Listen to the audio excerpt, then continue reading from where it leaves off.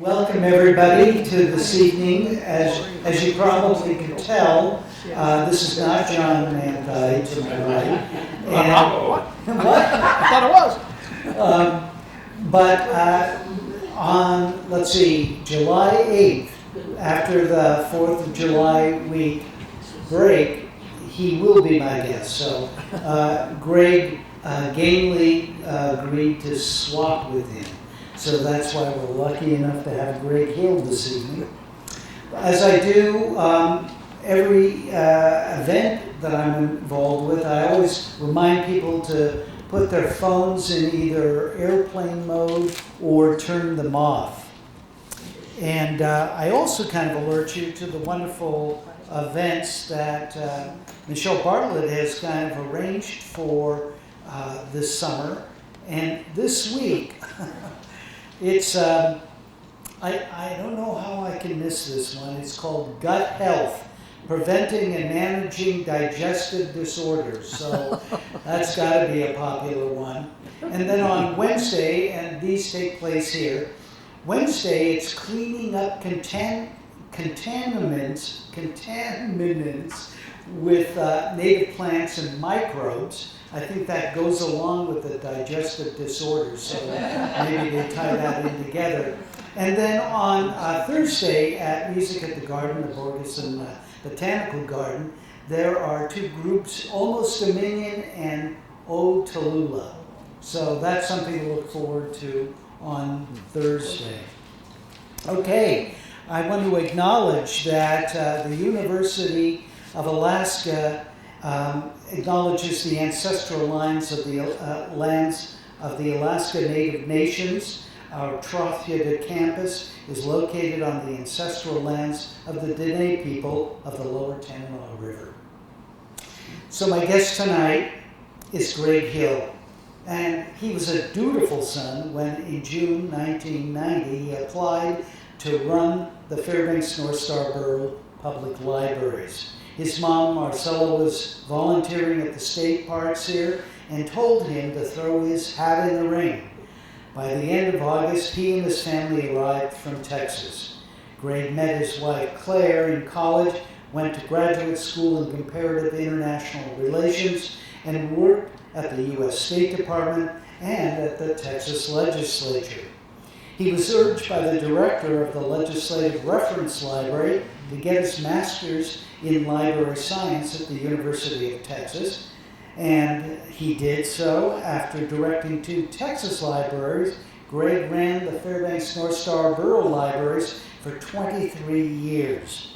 In retirement, he hasn't slowed down much. He continues the award-winning Guys Read, Gals Read program he created back in 2006.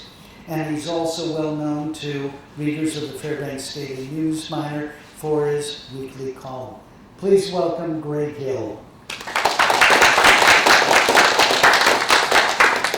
Now, Greg, you were born in Abilene, Texas. You said growing up it had a paradoxical kind of reputation. No.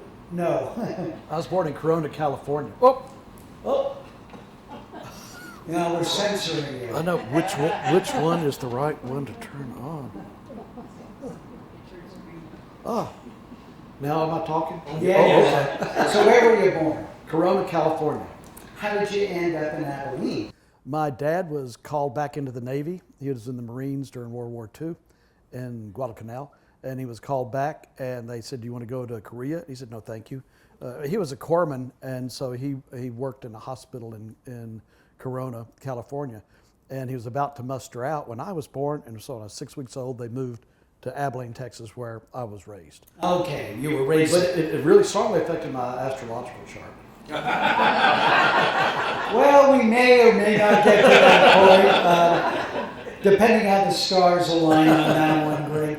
But I wanted to say that when we talked before, you said it had a paradoxical distinction of being both a dry county with the largest number of churches per capita, while at the same time seeing the highest beer consumption in Texas. Do I have that right? You do. I mean, that town was drenched, still is drenched in hypocrisy. There were 3 universities well, there were two colleges and a university. I was growing up. They're all universities now. There's Abilene Christian College, which is Church of Christ, and they had about maybe a 50%, 48, 50% control of the town. And then there was Hardin Simmons University, where my parents met and went to college, and that's Southern Baptist, and they're the moderates in town. And then the Methodist had McMurray University, and they were the liberals. And so, the Episcopalians were beyond the pale altogether. But the thing was, it was a dry county, and and they reveled in it. So, but there was a guy named Dallas Perkins who bought up a bunch of rental property on the edge of town, and he got all the residents to agree to vote to incorporate and to make a city or a town within the town. And he named it Impact because he gave them all jobs to work in his liquor stores. And then he became the leading sponsor of the Keep Travis County Dry movement. Well, and also, I know that my senior class in 1970 was the first senior prom in the history of Abilene. And the senior class of 1971 was the last. Well, see, the Church of Christ folks knew that all the Baptists were going to go to hell because they have artificial music in their services, piano and orchestra, or piano and organ, and that they're not in the Bible anywhere, so they're all going to go to hell. And the Baptists knew the Methodists were going to go to hell because they danced, So there's no dancing was allowed. The Church of Christ didn't dance either. So then you got the majority Church of Christ, the near majority of Southern Baptist. So nobody was going to dance until my senior year, and then. And nothing bad happened. Well, other than my date, there's little candles and made of aluminum, and it melts and all that. And she picked it up. Oh, and then she dropped it right in my lap. Yeah, well, this was a rented tux, So I had to do some explaining back at the rental shop. But but that was the only bad thing. It was just a religious thing. Yeah. And so, like I said, it was just, you saw it was reflected in many ways. Yeah. Well, based on our earlier discussion too, you had remarkable parents, though, too. Many people in Fairbanks got a chance to know and love your mom, but your dad was also remarkable. Tell me about the BBA. The BBA was the Bastards of Black Acres. They were men of an artistic bent. My dad was a writer and a singer, and there was the head of the music department from McMurray, who was also an electronic genius. He built his own Moog synthesizer in 1963. Yeah, he'd make little boxes that would electrocute you if you didn't open it up right, and give it to us kids to try to figure out. He turned all the walls in his house into membranes he turned his house into a speaker one time, but that didn't work out very well. But he also wrote a musical called Pecos West. It was based on the life of Judge Roy Bean, and all the characters in it were based off the Bastards. And they were called the Bastards of Black Acres. I mean, there was also a Western poet. There was a highly respected landscape artist and portraiture artist, a B-52 pilot. He was the one. He was assigned. Did duty out of Thailand, so he had the BBA pins made with the little semi-precious stones. So whenever one of them would die, they'd always say a charter member of the BBA, and nobody knew. I mean, to say bastard in Abilene would be bad juju. Yeah, but they were, So they would once a week they would get together, and they would have a lot of alcohol. And one of them, they took turns fixing dinner for everybody. You could only use a frying pan and a jackknife, and then the challenge was, what could you make? Especially inebriated like that. One of them was the poet when he was in college at Hardin Simmons. He lived in Buffalo Gap, which is just south of Abilene, and they'd sell beer. But he lived with an old gunfighter. It was like a little compound of 4 or 5 of these little, maybe 200 square foot huts made of stone. And the guy was in his 80s in the 40s. So, I mean, it fit. And he told them all the old legends and taught them how to fast draw. And so that went on too. So they would occasionally shoot each other. They had to explain at the hospital that happened too. But they rented this farm that had black soil, because most of the soil around Abilene was red clay. And this had black soil. So that's how it became Black Acres. Okay. But they did musical cookbooks. They were But no children or women allowed, you know. It was Well, you said growing up that in your part of Texas, maybe in all of Texas, football rules. Oh, And yeah, tell me what you meant by that. Well, I played at one of the biggest high schools in terms of population, so we were at the highest level. But there were 5,000 members of their booster club in town, and they each paid like $50 to $100 each. And so our locker room it was carpeted, you know, and you'd take off all your equipment and uniform at your locker and go in the showers. You came back, your equipment and all of that's gone, or your equipment's hung up and the uniforms are being washed, and there's a hot towel waiting for you. We had 6 universal gym machines. I don't know if you remember those that have all the weights and the pulleys and stuff. We had 6 of them, and the University of Texas didn't have any. It was like, it's pretty serious. And like, if you were a starter, you could do no wrong. I mean, if you were stopped by the police, you were not going to be arrested. I just saw a Facebook request to be a friend with this guy, Eddie Dempsey, and he still looks like he did back then, kind of. I mean, just this wild hair guy, because in the locker rooms, they had, you know, a cage set up that had the trainers to have all their gear in for the different sports and stuff. And so he hid in there until one of the coaches came through, and then he fired off this .45 caliber starting gun. And, you know, the coach says, "Well, Eddie, don't you do that again." I mean, really, you just couldn't, because he was a starter, you know. Yeah. That was the, but it was also incredibly punishing workouts, because we weren't allowed water, for one thing. And this is Texas in the summertime, you know, 2-a-days in August and throughout because all the coaches were veterans of the Korean War and the Second World War. And we all knew we were going to go fight the Russians. You know, that was just a given. And so they were proving to us how far we could push ourselves beyond what we thought we could push ourselves with. But we'd be really dehydrated at the end of practice. And so and at the end of every practice, the coaches line us up in 2 long lines, 2 guys facing each other, 10 yards apart. And you would tackle each other. You took turns tackling each other. So it wasn't just a tackle, it was a form tackle, they call it, where you put your face mask in the numbers on the guy, grab him behind the knees and drive him into the ground. And whoever did it the hardest got to go in, and the others had to run punishment drills. And by this time, you're desperately thirsty. You'll do anything for anything wet, just about. So it was...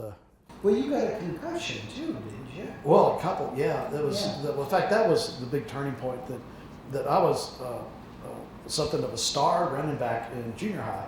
And so a coach recruited me to play in high school, because every year, we started in 5th grade, you know, contact.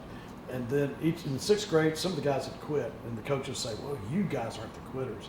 A bunch of guys quit when we went to middle school. And so you became more and more elite, and it was this constant drumming in of that you aren't quitters. And at the high school, you couldn't be cut. They couldn't cut you unless you were acting up in grade wise, or, you know, not or misbehaving in school. They could cut you for that, but otherwise you had to quit, you know. And so the first day of spring training in 9th grade, I went up to play, and this coach that recruited me had said, one of the things that was amazing to us when he was talking to a bunch of us, trying to get us to keep playing, he said, "If you're hurt, I want to know about it. Or you got to tell the coaches if you're hurt, because we don't want you after playing hurt. You just get hurt more. We want to get somebody that's healthy, so you can recover quicker." And then, we'd never heard that before, because always it was drummed in. You did not tell the coaches when you were hurt. You know, they just had to show it somehow. But the deal was, the first day of practice, that I had to tackle a guy that we were scrimmaging, and I played. We played both ways, defense and offense, in those days, and I was a defensive back, even though I was a reluctant defensive back. My whole deal about football was running away from people. not mad at them. But Good policy. Yeah, but they ran a sweep to our left, and it was a fullback sweep, and the fullback was a guy named in spring training, they just, on their helmet, they put tape with your name on it, because nobody has numbers. Everybody's in white practice jerseys, and And so his head was so wide, they had to order a special helmet. So they just put wide load on his helmet. Now, he ended up, he was a starter at SMU. But the deal was, we're in the sweep. I'm the last guy, and there's no way I'm going to knock this guy down. Physically, I just knew I couldn't do it. And so the only thing I could do is try to dive at his feet and to, make him trip up. And so he saw me dive, and he dived, and bam, all these stars came up. And got back in the huddle, and I was feeling kind of wobbly. And the very next play, they ran a quarterback sweep, and the quarterback also played middle linebacker. He was a big guy too, and same thing. I dived at his feet, he dived at me, and bam! And I woke up in the shower an hour and a half later, and then my head started hurting as I got home. At least I had a hot towel waiting for me, but my head started hurting on the way home, and I passed out in the doorway. I pretty much said "Mama" and passed out, and my parents took me to the emergency room, and where the team doctor was on duty. So they couldn't charge us because it was a football injury and he's the team doctor. And so he told my parents I had some brain contusions, I could go back to practice the next day. And so I did, and I got whacked again, and I started seeing double. So the same coach that recruited me was he was a former fighter pilot in the Korean War, but he was running plays, we were setting up some new plays. So it was like the center, guard, tackle, in. He played quarterback, fullback, and then me as the running back. And it was just like half the line, just to show how to get used to where these plays are going, everybody else could watch. So every time he'd take the snap and turn to hand it to me, I'd run right into him. And this happened twice. And so the third time it happened, he said, "What's going on?" And I said, "No excuse, sir," because we were told to say no excuse, sir, yes, sir, or yes, sir, no, sir, no excuse, sir. Those are the three things you could say. So I said, "No excuse, sir, no excuse, sir." And he kept getting madder because I wouldn't tell him why I was running into him. And so finally I said, "Well, Coach, yesterday I was tackling the guy and I got knocked out, and today I got hit in the head again, and now I'm seeing two of everything." He said, "Oh, you're a quitter. Get off my field." And I said, "Coach, I'm not quitting." He said, "Get off my field or you're insubordinate." And so I left. I got off the field, and the next day, I was stripped off and all that, went home. Next day, I went out to practice and went through calisthenics and agility.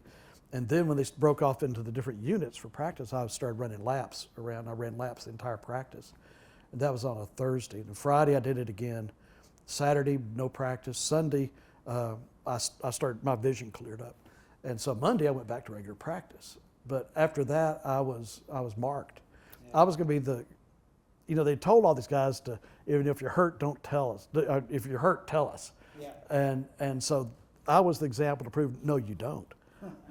And so then it was, and also, like I said, I wasn't going to run over anybody, but I was a lot faster than I look now. I ran for the Texas Track Club, which is a women's track team. No, my best friend, he was a sprinter at A&M, but we were pretty fast, and so we were their rabbits. They were training against us. But anyway, I had a deceptive stride. I covered more ground than it looked like I was, and so I could have long runs. And that every time, as soon as I touched the foot, if there's somebody, I get the football, if there's somebody there, I wasn't going to run there. I was going to go somewhere else, and that made the coaches furious. They hated that. But I had a really good upwards of 8 yards per carry average. But as soon as I got the ball, I'd be so pumped up on fear that it was like a train wreck or car wreck. Everything extreme slow motion. And my consciousness, I'd be up behind me watching my body make these moves. I've heard of Tony Dorsett, several other people I've heard of have had this sensation. But you have a long run, and it's like ecstasy. Wow. It's because it seemed like a 5-second run seemed like half an hour. It's real slow motion, and it was such a kick. Then I would score, which felt good too. Oh, yeah. So it was really hard to. I finally quit after my junior year, but by then they put me through meat drills, they were called. Now, I understand you went to Austin College on a scholarship, right? No. No? You're wrong there too. Oh boy. Would you like to move back to Abilene? But no, I was signed a letter of intent to play football at Austin College. It's a non-scholarship school. Okay. It's the oldest school in Texas, really highly ranked academically. And I signed this letter of intent, but then they fired their coach. And he took all his paperwork with him in retribution. And so they didn't know who they'd signed to play until they had names, but they didn't know who we were or how to contact us. And so I was in classes for a week before the coaches found me. And by then I knew there's no way I could keep up with the academics. It was going to be tough anyway. But and also if I flunked out, it was hello Vietnam, and because I had a college deferment and I didn't want to do that. So it was a letter of intent to play. They asked me if I would come out for the team, and I said I just can't do it. But that's when I discovered soccer. Because a guy formed. He said, let's form a soccer club, because it wasn't a varsity sport or anything. And so I went to the tryouts. I mean, it was just the formation of the team. And he was the only guy that had ever seen a soccer ball in real life. None of the rest of us had. And so our skill set was pretty low. He was from Albania, and he wanted to make himself the center for it. He was terrible, but at least he had the ball. And so, but I really enjoyed the sport, and I also liked the fact that we didn't have any coaches. So, and I played 16 years of men's soccer, played collegiate soccer there, and the defensive back skills I'd learned applied very well to defensive skills in soccer at that time. Running backwards, changing directions, running backwards, looking here and seeing what's over there, all that sort of stuff. Also, in soccer, you can bump somebody if you're both going for the ball, but the time to bump them was when both their feet had just left the ground, that sort of stuff. And so it became a very cathartic. And I ended up playing first division in D.C., and then we moved to Austin, and I played for a great team, Shiner Beer. It was a great team. My best friends were all from that. And did it lead in some circuitous way to the Lone Tones? Very well, yeah, because in Austin you play year-round soccer. And that's your musical group? Yeah, okay. Yeah. Just make that clear. Yeah. But we had played a summer game, which you got pretty dehydrated in, but there was no referees, unlimited substitutions, but still you get pretty dehydrated. But we had Shiner Beer, and so at the end of the game, we had a case of game and a keg of season. That's how they did it. But so we'd each have a beer, and after you're really dehydrated, one beer, even though it's a low alcohol beer, no sugar, no preservatives in Shiner Beer. You get a little buzz going, and one of the guys had a good voice and also an incredible memory, and he started singing these jingles that we'd all remember, but forgot about it. And the songs, and so we'd join in. And his girlfriend at the time was in charge of the Austin women's soccer ball entertainment that was going to happen 4 months later. And she said, you guys she was a professional singer. She had a twin sister, and their big brother was a big advertising producer in L.A. And so they would fly them in to sing because they had perfect pitch and strong voices, and they could lay in 2 tracks at the same time. At Chuck E. Cheese, the Ravens that sing the back, that's them. In fact, Jean went on to become, she is still Brad Pitt's primary makeup artist. Since the 80s, mid-80s, she's been Brad Pitt's primary makeup artist. But anyway, you said, why don't you guys sing? You form a group and you sing. And we said, oh, okay, sure. And then she told a week before the ball, she said, remember you guys are going to sing a number. So we pulled up one of the guys had the guy with the great memory had a Persuasions album, acapella, doo-wop, out of New York, and we took one of their songs and changed the lyrics to soccer lyrics, and we wore, all the balls were leather then, and so they burst a lot, and so we had burst soccer balls on our head, and we had white long sleeve, well they were actually long john tops. And Jean had spray painted black pentagons on them, and we had our black shorts and black socks and shoes, and we sang this song. In fact, I have a photograph somebody took of us just before we're about to go on. It's a pretty endearing photograph, deer in the headlights, but we sang this song, and we were a hit, and all these women came up to ask us to sing at parties. One said, would you sing, I'm getting married next week, would you sing at our reception? We said, sure. Because we knew one song that's about soccer. So we learned 2 songs that week to sing at her reception, and kept picking up songs eventually, and had a good time. We liked each other's company. And singing on the soccer field was a good way to disrupt some mindsets of other teams, but that led into singing. We started doing open mic things and singing at parties for free, and then we got hired by Esther's Follies, a comedy theatrical troupe in Austin. They're still going. They started in the 70s, and they're still cranking out the naughty satire, and we opened their shows.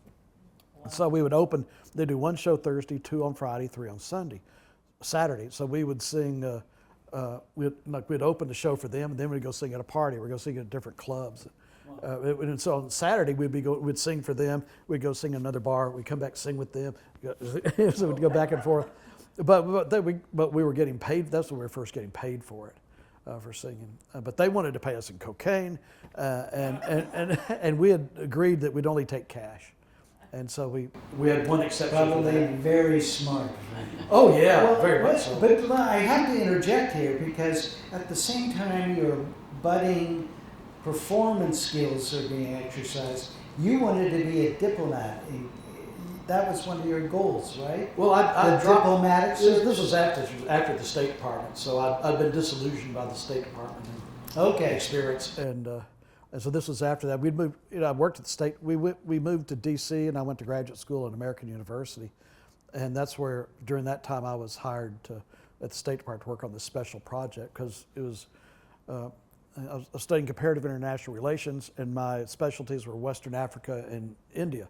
Why did Nigeria be such a terrible democracy, and India has all these problems, a lot more problems than Nigeria ever had in terms of mineral wealth and all that stuff. It's turned out to be a decent democracy, and so that was kind of the interest. But when I went to D.C., my advisor at Austin College had a friend at the Ghana desk, and also the woman who is the head of the political science department at American University was from Houston, and her specialty was Ghana too. And so she knew the people that were at the State Department. USAID had a program where they would hire graduate students in new emerging fields and then work on a special project. And so that's how I got in there. But that job had incredible library access. I had a stack pass to the Library of Congress. Congressmen don't have stack passes to the Library of Congress. It's rare. But we also had a full run of the CIA map library. I think up to a certain point. We had fairly good security clearance, but it was, if you check out a map from the CIA map library, you keep it. And so it had military installations, industries, and all that, and they're big old maps. And so the other guy was a civil engineer, and I was the political science guy, and this project, and the project was how to keep third world farmers on the farm instead of migrating to the cities that didn't have the infrastructure to handle them, and so we decided we'd just check out every map they had in the CIA map library, and we did, and I drilled holes in top, put a couple of boards up and hang them up in the garage, and somehow they disappeared during one of our moves. Only one person probably knows what happened to them, but there's a person. But anyway, but we had that access, but I also had access to the World Bank Library, and I went there to take mental breaks to read the New Yorkers, to look at the cartoons, and I was walking out, and they had a spinner, a rack with spun around all these different papers, and you could take copies. And the one that caught my eyes, I was walking by, was The Sterility of Equilibrium Economics by a guy from India, about how in economics, this was 1975, if you were strayed any at all from the party line in your graduate program, there were the Marxists, there were all these various flavors of economics, and if you strayed from the prevailing line in your department, then your dissertation wouldn't go very far, or you wouldn't get very good recommendation, that sort of stuff. And so people turned inward, and they would start defining terms, come up with other ways, developing models, things just kind of spinning on the same information. And also, I was being trained to develop models, what would happen one of them was, I was asking, well, what about Angola? If there's unrest in Angola, how would that affect the oil industry there? And so the thing is, the statistics in third world you can't rely on them at all. I mean, they're all made up. And so but you have to have numbers to plug in the models. And what we were being taught was how to come up with the answers that the guy paying me wanted to get. And I was waiting, and I started thinking, what makes political science a science? Why, to me, because in my experience, my understanding of what goes on in Nigeria and Ghana came from reading Chinua Achebe, his Things Fall Apart, about what that Things Fall Apart. It's a village life in Nigeria. It's a novel, right? Yeah, but at the very end of it, the first missionaries arrive, and the second book is after independence, and third was when all the corruption set in. But anyway, with that one, the thing is, I realized you need to know what these people are eating, what they're singing, what they're dreaming, and like the political structure in the villages. It was in Ghana or Nigeria, you had a head man, and you had the elders to advise them, and then they had a bunch of wives. It was polygamous, and so the head man had a compound, and each of the wives had a house there, a hut, but the wife controlled the land, and she would pass the land on to her daughters. So the fact is that if that head man screwed up and ticked off the mamas, then he was going to be out. They were the real power there. And so it was just getting that sort of understanding. Right. And so I looked at American University, and they didn't have anything on the philosophy of social science. I just wanted to find out what makes social science a science. And so we went to the University of Texas because DC was so expensive, and I really wanted to pursue that line of thinking. This huge university, 50,000 students. None of the schools had a philosophy of social science. I just wanted to know what are the underpinnings of all this. But I TA'd for a visiting professor from India. He was a specialist in Soviet foreign relations, and he invited Claire and I over for dinner at the end of the course. And he made Indian food for us. First time we'd ever had Indian food. He showed Claire yoga, but also he said, "What are you going to do now?" Because it was May, and I said, "Well, I've been trying to find somebody that could offer a class on the philosophy of social science." "Oh, I could have done that." He said, "But I'm only going to be here for the first session of summer school, and it'd be 6 hours. We didn't know way you could get that in." And I begged and wheedled, and he finally agreed to teach me the class. But it was 3 books a week. Wow. You read a book, go visit with him. Read a book, go visit with him. Read a book, talk about it on Monday when you start reading, that sort of thing. And the last book he gave me was one of the ones that really just, some books just really changed the direction of your life, and that was Social Science as Sorcery by a professor from England named Andruski. And in it he says that social scientists oftentimes fulfill the same function in modern society that sorcerers did in the Middle Ages, where they use a mysterious technique that's expressed in sort of ambiguous jargon to come up with these results that if they don't pan out, they say, well, if you knew about this or that was going to happen, of course it wouldn't have panned out. But the whole point of it was it makes you feel better, like you think like you know what's going to happen in the future in the meantime. And that was what the sorcerers did, and it was basically the same thing. But anyway, I read that book, and it was the only time in my life I've had a 4-point GPA. And I learned this book, and I remember so clearly, throw it across the room against the wall. I was furious about it because I realized I can't do this. I can't follow this profession.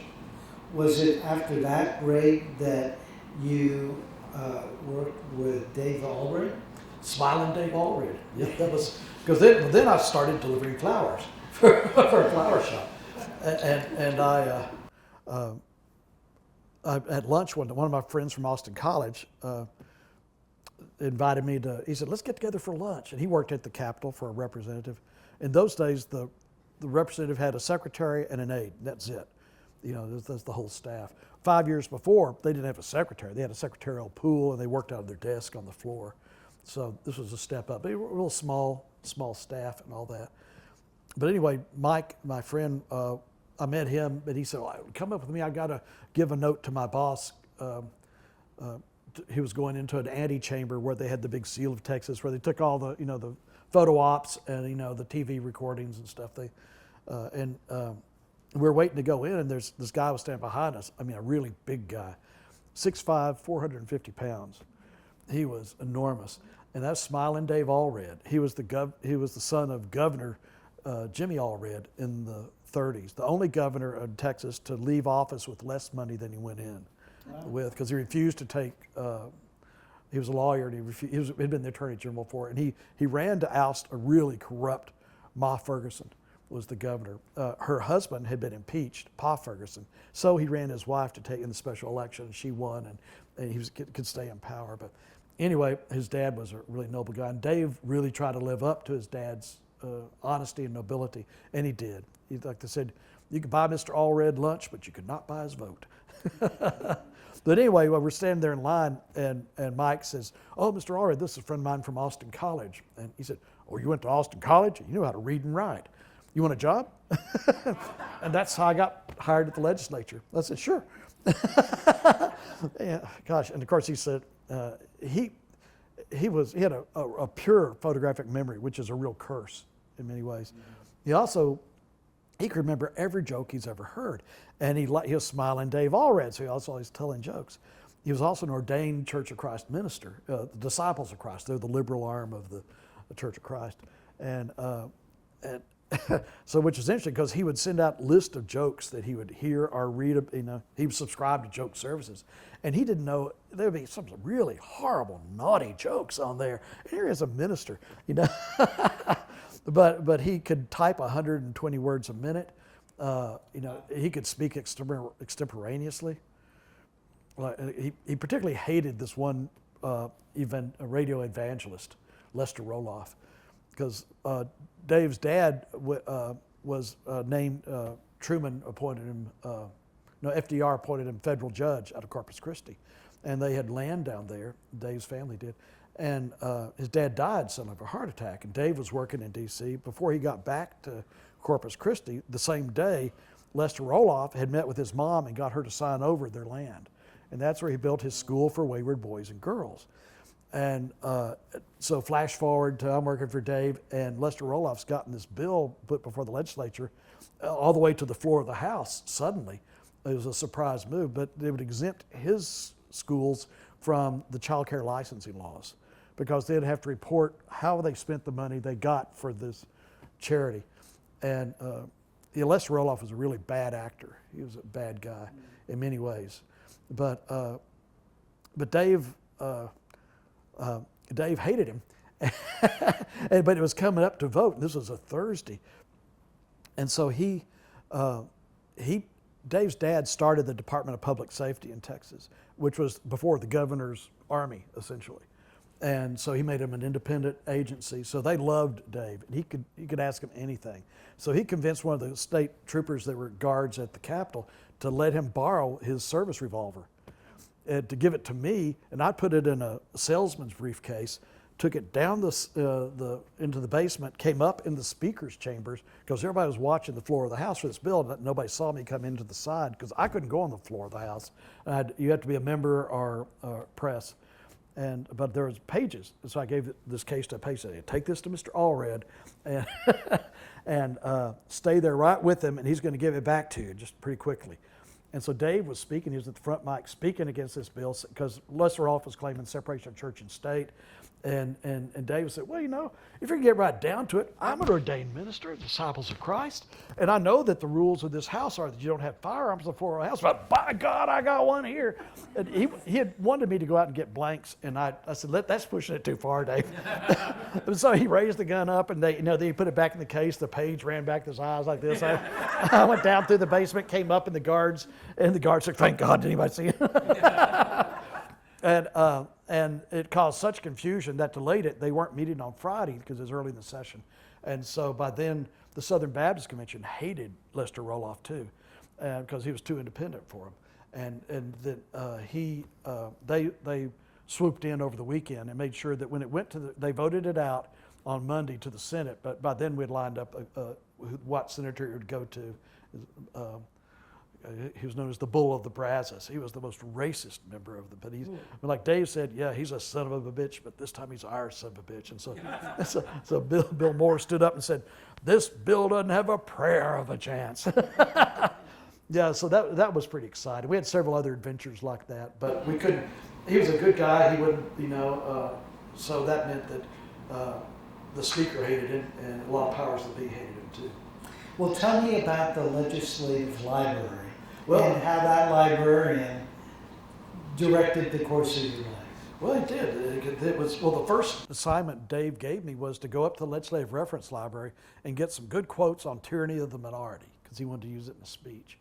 And so I went up there and I met the director of the library. He only had 5 people on the staff, but it's an independent library. It's not run by the state library like a lot of those similar organizations are in other states. They're purely an operation of the legislature. And they, so we became friends. I did a lot of research up there. But then after Dave was defeated, after the second term that I worked for him, and so I was hired by another guy I thought would be good, and he was awful. He was just a tool. In Texas, the Texas Monthly votes on who are the best and worst in the legislature after each session. And then they also have a separate list called furniture. And my guy was on the furniture list. But anyway, after that, I started to take it personally. I learned all these great skills working in the legislature, really, that applied to being a library director. Number one, never fudge on your finances. You can get it past the mayor, you can get it past the assembly, but the finance department's going to know. And that was a big, but also treat everybody with respect, particularly secretaries.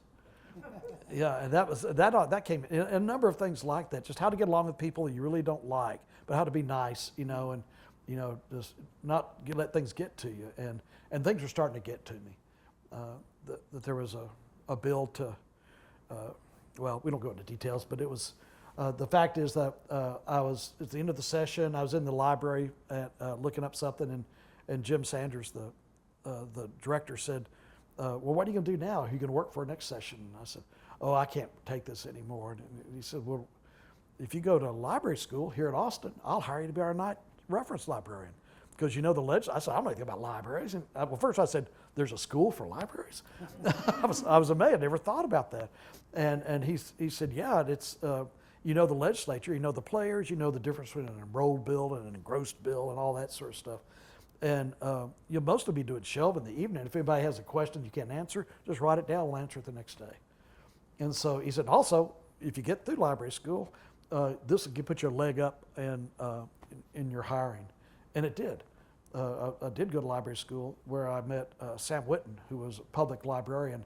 And he was the only professor at the library school, which is a highly regarded library school.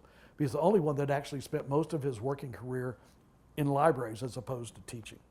And he taught, he was a wonderful teacher. But that very first class, the library school was like law school or medical school, the way they treated it. That there are no comprehensive exams, no dissertations, but half of the introductory class would flunk out. And that's how it was. It was team taught by a school librarian, a cybermetrician from the Pentagon, who was a really nice guy, but an awful teacher. And Mr. Whitten, Dr. Whitten. And when Whitten spoke, he talked about public libraries and how they're it's the people's university. It's the first line of defense for intellectual freedom. It's the children's doorway to reading. And man, all those things just resonated with me. I wanted to work at the State Department because I wanted to be a diplomat, because I wanted to make the world a better place. And I thought, with this, I can make part of the world a better place. Mm-hmm. And so I decided to focus on public libraries. And then after, actually before I graduated, I got my degree in August, but I had to finish up a paper. But I was already hired to work at the Odessa Public Library. Do we want to go into your experience at Texas libraries before bringing you to Fairbanks? Well, probably this one, because the Odessa Library, there's Odessa, Texas, and Midland, Texas. And Midland has more millionaires per capita, or they did at the time, than any other city in the U.S. But Odessa was incredibly corrupt. And the saying was, you raise your kids in Midland, raise hell in Odessa. That's where all the gambling, the prostitution, all that went on. But I had no idea. But since I'd had this since I'd already been a reference librarian for a year, I was hired as the assistant adult services librarian. And that meant each new cart, when they bring the carts up, book carts loaded up with the new books, that I would look at the book slip, and check them off and make sure they're going to the right place. And I said, these books are terrible. They were it was like the first cart, I thought, well, okay. But the second cart was like that, the third cart was like that, and they're all remaindered books. It turns out that library did not serve 100,000 people, and they did not buy new books, new bestsellers. They bought remainder. Remainder books are books that a publisher makes, and he hasn't been able to sell, and so he sells them to a remainder dealer by the ton usually. And so usually, it's at least 50 cents on the dollar. But if you buy in bulk, it's like 20 cents on the dollar. And so one day out of the year, 2 librarians would be flown from Odessa to Dallas to the remainder dealers. And the next morning, they'd wine and dine them, keep them up late. The next morning, 8 o'clock, they had till like 3 hours to choose all the books for that year for the library. And so the book slips are coming in, and they weren't discounted. And so I started photocopying off all the book slips, and then we figured out the average copyright date was 1904. The average price per book was about $44. And this, you could buy a new bestseller for $12. But they didn't buy bestsellers, they rented them. So they rent them, so the people could use them, and then they would ship them back. But so their collection was getting worse and worse and worse. But I photocopied them, and I gave it's obviously a kickback situation, you know. And so I gave it to the county attorney, who I played soccer with there briefly. And he said, well, I'll take it to the county judge because I've already resigned. He was married to the sheriff's daughter. They'd met in college somewhere in the upper Midwest, and her dad arranged for him to become the county attorney. And he said, I've either got to bring charges against my father-in-law or violate my professional ethics. And so he said, I've already quit, and I've been hired. I'm going to be a JAG of the Navy. And he went on to become a foreign service officer in the State Department. But he said, you know, the thing is, it's not just the library that's corrupt here. There were other things too. There were grants that were never spent. I mean, like $1 million grant that was never spent, and the money from it the interest was put into a money market, and the interest from that was put into another money market, and then the next money market it was going to be put into. That's when the head of the business department, who had written the grant, quit because she knew she was getting in hot water with this. But the thing is, it all went through the main bank in town. But in any event, the county attorney said, but you realize, you know, it's not just the library and the sheriff's department, it's the police department, it's the garbage department, it's the parks department, it's all like this. And you start shaking trees, all sorts of monkeys going to come down. And about the same time, my Uncle TJ, who was something of a wild hair, I mean, you never knew if you could believe what he said at all, but he came through town and asked if he could leave his Lincoln Continental at our house for the weekend. He had a big Lincoln Continental at the time. He was a drag racer and a boat racer, other things, but I said, well, sure. And he said, well, I'll just park it in front. And he said, no, I'm going to go to the alley and put it in your backyard because Odessa, Texas, you don't have lawns. And I said, well, sure. And so he pulled it in. I thought, it's kind of, man, that's sitting kind of low. And anyway, he didn't come back that weekend. He came back like a month later, or weeks later anyway. And he said, you wonder why this car's sitting so low? I said, yeah. And so he popped the hood, and it was loaded with Uzis and ammunition, still in the boxes from Israel. Yeah. And so that's the last time Uncle TJ ever was allowed on our property again. Well, speaking of family, I originally said you were a dutiful son applying for the job as director here, but it was Claire, wasn't it, who spotted the ad in the first place? Yeah, she was the one that said, "What we ought to think about that," because the town we lived in, I was running the Corsicana Public Library, then in Texas, and that town had, well, it smelled really bad. There was a plastics plant, a Tom's Peanut plant. Every time the wind came from the east, it would smell bad. But the thing is, if your child was in the top 25% of the graduating class, their full tuition to any university in the world they're accepted to was covered by a big grant. Corsicana, Texas, has more foundations and trusts than the entire state of Alaska combined. Because they had oil in the teens, and they divested it. They set up this big grant for this education. I thought, well, our kids could do that. They'll get me the top 25%, no sweat. There was a big attraction to go there. But then we found out the schools were incredibly bad. Claire's a teacher, and she found that. But the superintendent asked me if I would survey the elementary libraries because he had fired all the librarians, and they had volunteers running it. And so the first one I went to, all the books were arranged on the shelves from right to left. Think about that. The special ed library for elementary special ed kids was Reader's Digest condensed books for adults. The average copyright date was early 60s. It was a mess. And so I compiled my report, reported to him, and I said, when can I tell the school board about this? He said, well, we're going to sit on this a while. And I said, they need to know about this. He said, no, we're not going to do that till I'm ready. He was also in the Church of Christ.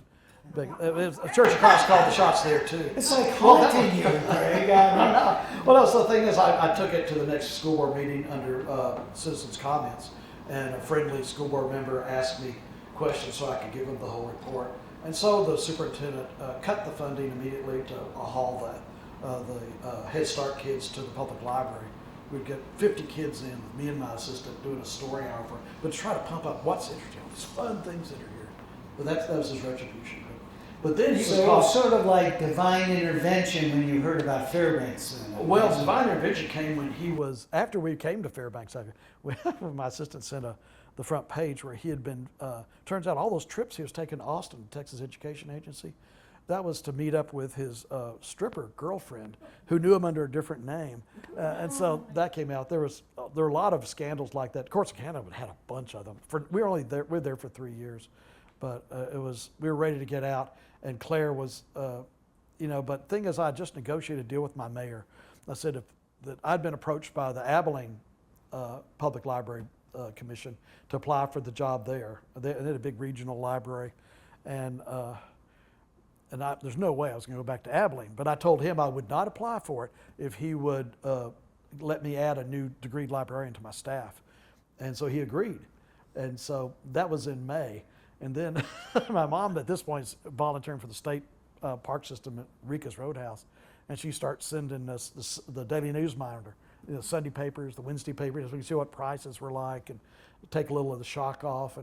And my mom traveled a bunch. She was a big world traveler. And so she said, if you get once you apply for the job, I said, I don't meet the minimum qualifications, because I wanted to work in a small library where I did everything, reference, children's, ordering the books, all that.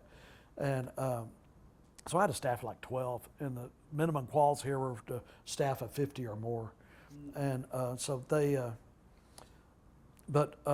my mom said, well, go ahead and apply for it. Maybe you'll get an interview. We could visit while I'm up here. You'll love to see Alaska. So I reluctantly agreed, and at the last minute sent in I contacted the Fairbanks Library staff about interviewing at the Chicago American Library Association conference. And so I went to the interview, and nobody showed up. They had forgotten, and so I had moral superiority going into the interview. And one of the things I said was that we needed to, that if I take this job, that we would need assurance that we would pay well enough that I could get my whole family back to Texas once a year. And they said, have you ever heard of the permanent fund dividend? And it turns out it was $750 that year, which was the exact amount for a round trip from Fairbanks to Dallas-Fort Worth. And so it was, and then also I said, well, also I would insist on working at I know I can't work as much as a regular reference librarian, but I want to work on the reference desk, because answering questions is what's fun. And also I got to order some of the books, because ordering the books is what's fun. That's the fun part about being a librarian. And I would insist on that. And they kind of looked at each other and said, well, at our library, it's a tradition that everybody on the staff works a public service desk. And it turns out they had hired a guy before me who quit a month into the job because he was expected to work the reference desk, and he thought that was beneath him. And so, but anyway, so then, so I get this call back from, we drive back, Claire picked me up at the airport at Dallas, and we got back to Corsicana. It's about 60, 70 miles south of Dallas, and we pull in the driveway, we can hear the phone ringing, and I go to answer it, and it's Jack Rasmussen calling saying, we'd like to interview you in person. Can you come up here in 2 weeks? And so then that was like the second week of July. I flew up for the interview, and so the other person that interviewed was a really sharp-looking lady librarian. I mean, she looked like what you expect a library director to look like, really smartly dressed, a professional in every regard. But she brought her husband too, who was also a librarian. And while she was being interviewed, he was walking around the staff telling them all the changes they were going to make, that they were going to make. And so then they're down to me, who doesn't meet the minimum qualifications. We're the only two. They interviewed her on Thursday and me on Friday. And we actually met at a reception that the library staff threw for both of us. It was very awkward, but I got to see him in action and realize what was going on. And so they asked me as a matter of fact, I've got my book right here. Doubt Gene by Stephen Mitchell. One of the books that changed my life because it got me to Fairbanks. Because this came out the year I was going up, and I bought a copy like a few days before I flew up, just to read on the plane, because I looked at it a little bit. I thought, this guy actually speaks to me. I tried to read the Tao Te Ching before, and translations out of the late 1880s and stuff, it was just didn't speak to me. This guy really did. And it's annotated as well, so he'd explain why he used these words in this passage. And I liked that a lot. And so I read parts of it. It's not a book you read all the way through. You kind of glance around in it. But when I was in this interview, and there's 20 people in the room. It was the mayor, the chief of staff, human resources, the entire library commission, a bunch of the library foundation, some of the senior staff members. It was just packed, and they said, well, you don't meet the minimum qualifications for this job, so you've only had a small staff, so what's your management style going to be? And I said, well, I really like consensus management, but it's kind of like old Lao Tzu said in the Tao Te Ching, that if you're going to cook a fish dinner, make sure you got good fish and don't poke them too much. And I think that did it. So it was a fish reference. It was knowing how to cook fish. Yeah. So that was it. So like I said, June 1st, I wasn't looking for work. August 30th, we're in town. Wow. And we're here 6 months, and Claire and I with the kids were driving on First Street one Sunday, and we looked at each other and said, this is the place. This is the place to be. Now, you saw the expansion of the library, and you also had some controversy here. I'll just mention one of them, which was Billy Budd KGB. Yeah.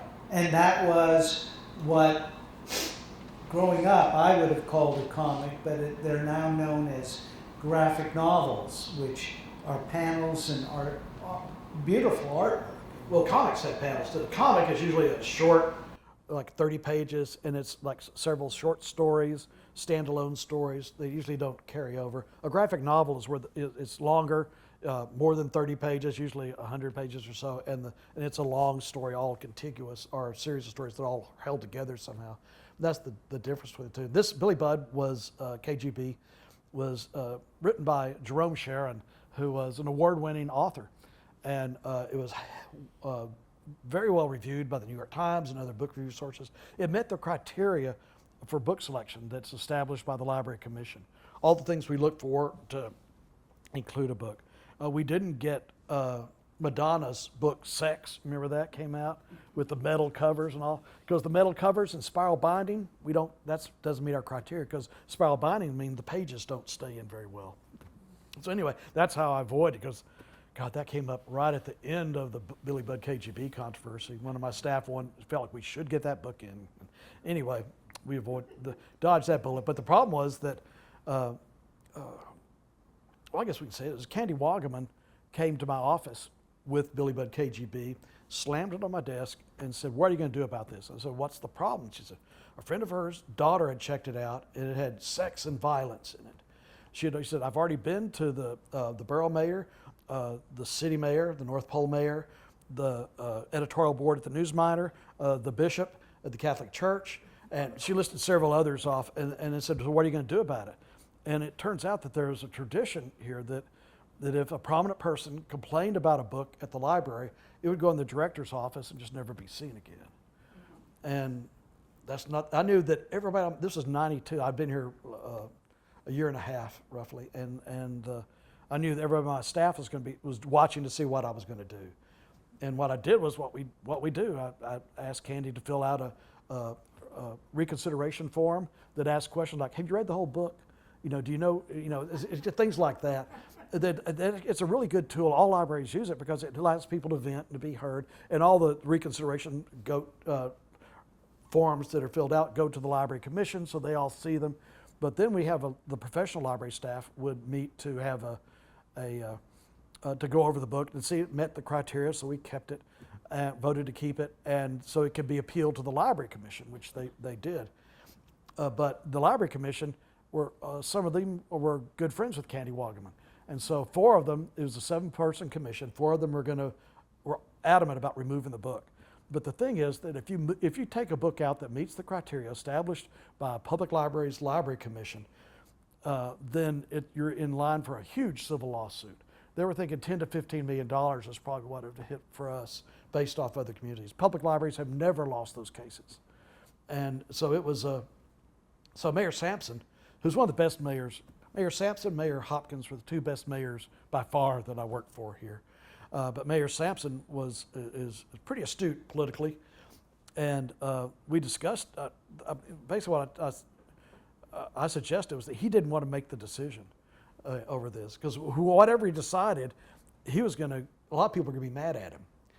And so he rewrote the Library Commission ordinance to make the Library Commission the last appeals. And after that, it goes to court, because it's a civil rights case. And also, he increased the size of the Library Commission from 7 to 9, and he put on Lane Thompson and Marianne Einiger, a union organizer and a liberal firebrand. And so then the vote was 5-4 to keep the book. But we reached a compromise, was that we would keep the book on at the reference desk until they had a chance to review the selection policy and change the criteria if they wanted to. And a couple of months later, they did that and said, no, we want to keep it just like it is. And so we won. Yeah. But there were hard feelings. Several people one person in particular on the Library Commission came in to tell me that she was going to ask to me to be fired, and that she would continue asking for me to be fired. And so she did for like 4 mayors. But anyway, her reputation preceded her too. Yeah. Well, I do want to get to a couple of things. Number one, a lot of people know you through your columns in the Fairbanks Daily News Miner, and they've been collected in a series of volumes called Books Range. Yeah. And so tell me how that came about, because it seems like a natural for a librarian. Well, there's the traditional library column is, what's new at the library? Here's the new children's books. Here's the programs for the summer reading club, that sort of thing. And that, my first library director's job, we were in Odessa 9 months. And then, like I said, monkeys are going to come down the trees, and so we got out, and I was hired at the Seguin Guadalupe County Public Library in Seguin, Texas, just east of San Antonio. And in that interview process, they said, well, you've only been at this job for 9 months. Why are you leaving so quick? I said, here's the evidence.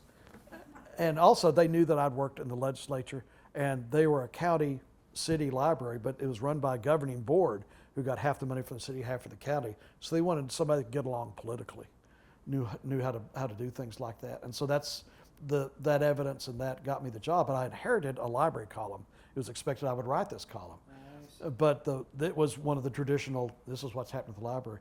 And I thought, God, so many weird, interesting things happen at the library. I need to make this entertaining. And so I started writing about something that was strange, or interesting, that would connect to something else, that would eventually come around to the first thing.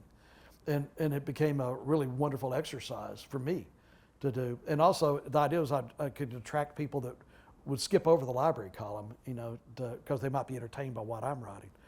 And so I started writing it there. Then I wrote it again in Corsicana for 3 years, another 3 years, and then I came up here, and Dermot Cole was on the Library Foundation, and he suggested the News Miner, they start running the column. And when they found out it'd be for free, they were all for that. Because the thing is, I'd get these ideas at the library, and it's against professional library ethics to profit doubly from your work. And so, but also it gave me an in to when I wanted something to maybe not be run or to be run. At least I had a voice. I could go talk to the editors. So it was a good thing. And also I retained copyright. And so then years later, I volunteered at the library, a wonderful woman. She was a longtime volunteer, really liked my columns, but the problem was she would want to tell somebody about this weird thing I'd written about, and then she never could find which column it was in. So she said she would underwrite publishing a book, an anthology of them, if it would include an index. And so, and so we did. And then she did the second one, and then she passed away, and her daughter has continued doing it. And that is, all the money went to, every penny made from it, no overhead because she had underwritten it all, but every penny made from it went to the Library Foundation. And now the Library Foundation's a lot better financial shape than Guys Read. And so now the profit from the book sales go to Guys Read, Gals Read. Well, let's segue to that too, because of course that's, you started that organization, and what was the issue that prompted you to begin with? Well, I wanted to get families that didn't have library membership into the library to see it's a lot different place than it was when they were going to school. Probably the last time they were in a library. That now we have, live homework tutors from kindergarten through early college, video games, audiobooks, magazines, online, all that sort of stuff has come into being. I had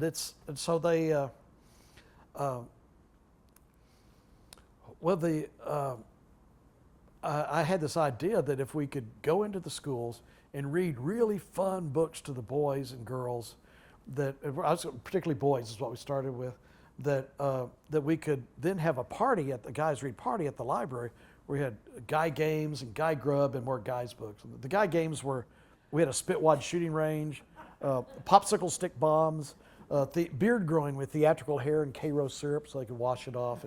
And so the kids were, 5 types of paper airplanes. And they would do whatever they wanted to for 40, 45 minutes. Then we had Guy Grub, which was cheese, pizza, and water. And while they're eating, we would have one of the best readers read to them. But about a lot of the time, we would have authors that we had read their books that time come and we've had 4 times authors that come up for free. We pay their travel expenses, but to get an author to come to do school visits now, at least 20,000 is what you're talking about. It's very expensive. These guys did it for free because they really liked the idea. But I had the idea, and I went to talk to Ann Short, who was the superintendent at the time, and she really liked the idea. She said, but what I would like you to do is to focus on 4th grade, because 4th grade is when most American boys stop reading for pleasure. It actually starts like 3rd grade to 4th grade, but that's right where it's happening. And a lot of girls stop reading for pleasure too, but most American boys stop it. And so that's what she wanted us to focus on. So that's what we'd go into the schools.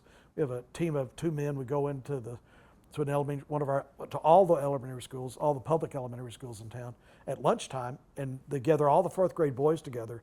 And while they're eating, we would read for 20 minutes a graphic novel while we're projecting the pages. Because the idea was just to make it purely fun. This isn't a chore, and if you're not a good reader, you can get the context from the illustrations. And in fact, graphic novels that we use for 4th grade, most of the vocabulary levels are the 6th or 7th grade level because they can get the context from the illustrations. It's just like reading any other type of print, but you're also taking in icons. Like when that cartoon character's worried and the sweat's popping out, that's an icon. But also the way art works, just as an image itself. And so that was the very first time we did guys read was at Hunter School, and it was an incredibly moving experience because the guy that was reading was we're piloting at Hunter, Denali, and Barnett, and all Title I schools at the time, and the reader was a veteran of the Iraq War, and when he came in, there's 6 readers, and there's me and an assistant, and we all sat around together, talked about the program, how we're going to do it.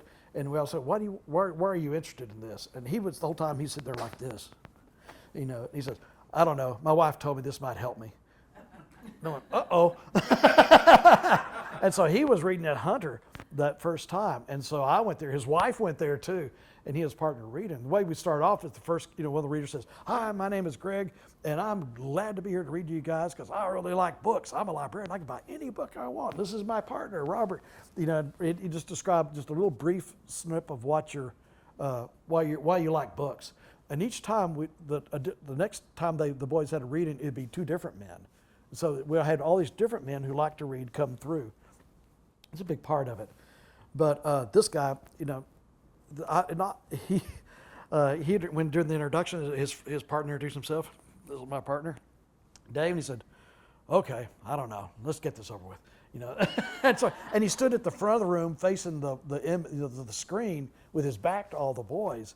And it was, this is so wrong, But the thing is, turns out he had this booming English accent, and he was the one boy out of 6 children.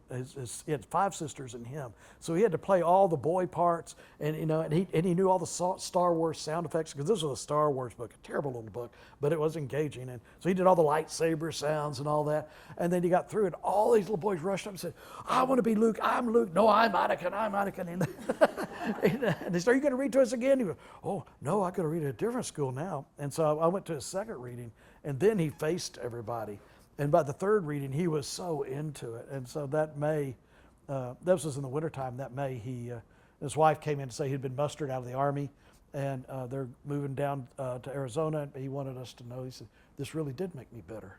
It was a very moving experience. And so the reading in the schools was more important than getting families in the library. I mean, it just seemed like that's where our focus has been ever since. Well, we're at that portion of the evening where we open it up to questions, but I thought I would elevate the tone a little bit and set a higher moral standard because we know where you come from. So can we play a selection from the Lone Tones? Then you can maybe tell us a little bit about this song, because it comes from a film, right? Let's see what song it is. Well, we'll see. What you chose. Yeah, it's like, this is your life.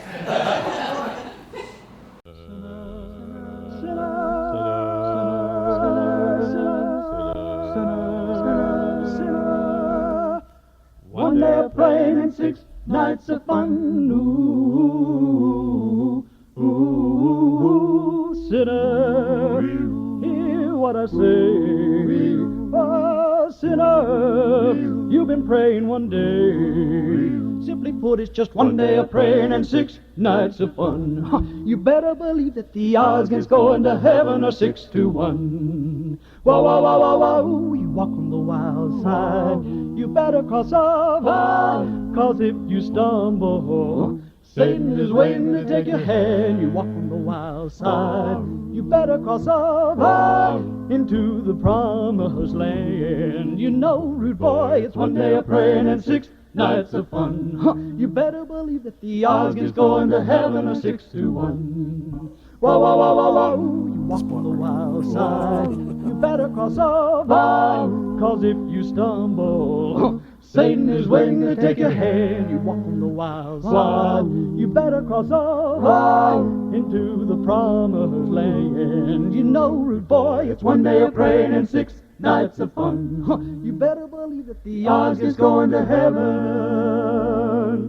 are 6 to 1. 6 to 1. The odds are 6 to 1. The odds are 6 to 1. The odds are 6 to 1. You keep walking offside. 6 to 1. You keep walking offside. 6 to 1. You keep walking and walking and walking. 6 to 1. 6 to 1. 6 to 1. Walking and walking and walking and walking offside. 6 to 1. You keep walking offside. 6 to 1. Get back on side. 6 to 1.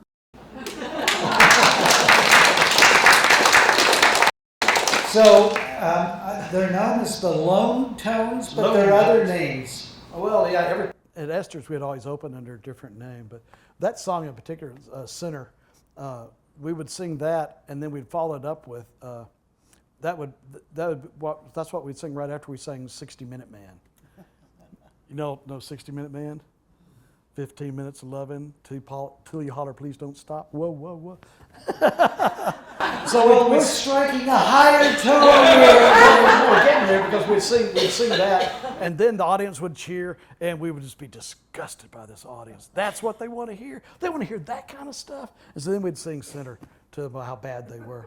But that's the song also that we changed over to soccer lyrics for the very first time we sang to. We changed it to a winger instead of center. You know, in soccer, you got the wingers that play up the front on the sides, and they're famous for, you always going offside. Yeah, you always go offside. You never pass inside. Yeah, so that's a favorite song.